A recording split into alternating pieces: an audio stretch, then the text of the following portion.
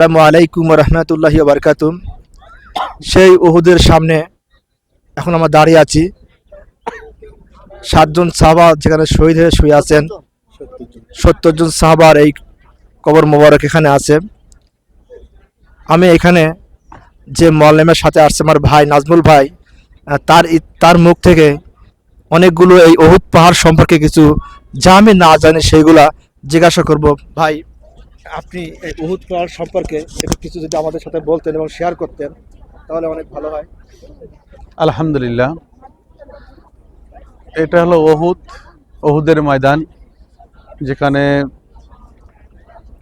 70 জন সাহাবী এখানে শহীদ হয়েছিলেন। এখানে ওহুদের যুদ্ধ হয়। এই যে রোহানা পাহাড়, এই রোহানা পাহাড়ে এখানে হুজুর সাল্লাল্লাহু আলাইহি সাল্লাম 50 জন তীরন্দাজকে ওখানে নিহত করেছিলেন। যে যুদ্ধ যদি শেষও হয়ে যায় তাও এখান থেকে মানে কোনো জায়গায় যাইতে নিষেধ করেছিলেন।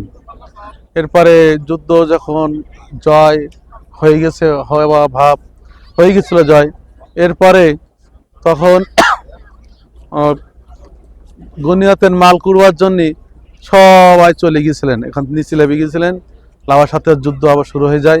সেই সময় তীর বর্ষাতে আঘাতে হুজুর সাল্লাল্লাহু আলাইহি সাল্লামকে দ্বন্দ্ব মোবারক শহীদ হয় সেই স্থান। তারপরের থেকে 70 জন সাহাবী এখানে শহীদ হয়। ওনাদের কবরস্থান হলো এই কবরস্থান। এখানে আমির হামজা রাদিয়াল্লাহু আনহু সহ 70 জন সাহাবী এখানে শায়িত আছেন। আচ্ছা ভাই, আপনি এইখানে কতবার আসছেন? যে আপনি যে কাফেলা চালান, যে আপনি বাংলাদেশ থেকে যে মানুষগুলো আপনি যে নিয়ে আসেন, আপনার নামটা যদি বলতেন সবাই একটু জানতে পারতো না কি ওমরা যে কাফেলার নামটা, এবং আপনি কতবার আসছেন এবং কিভাবে আসেন এগুলো জানতে পারে একটু ভালো হয়। আলহামদুলিল্লাহ, কতবার আছি তা আল্লাহ পাক জানে। তারপরেও হয়তোবা 30 বার পার হয়ে গেছে। এখানে আমি 30 বারের বেশি আইছি ওমরা কাফেলা, হজের কাফেলা নিয়ে, হাজিদের নিয়ে। এবার আসি 43 জন কাফেলা নিয়ে এবার আসলাম। আমার হজ কাফেলার নাম আল আরিফ হজ কাফেলা। আমাদের অফিস সাতক্ষীরা, কুলিয়া, দেবহাটা, সাতক্ষীরা।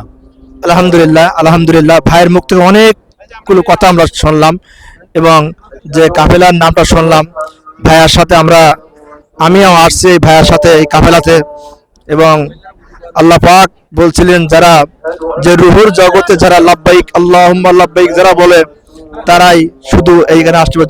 যে যতবার বলতে পারেছে তাকে নাকি আল্লাহ মক্কা মদিনায় কবুল করে। না জানি আমার ভাই তিনি কতবার বলছিলেন যে লাব্বাইক আল্লাহুম্মা লাব্বাইক। আজ তিনি এই 30 বারেও বেশি এখানে আসছে। আলহামদুলিল্লাহ।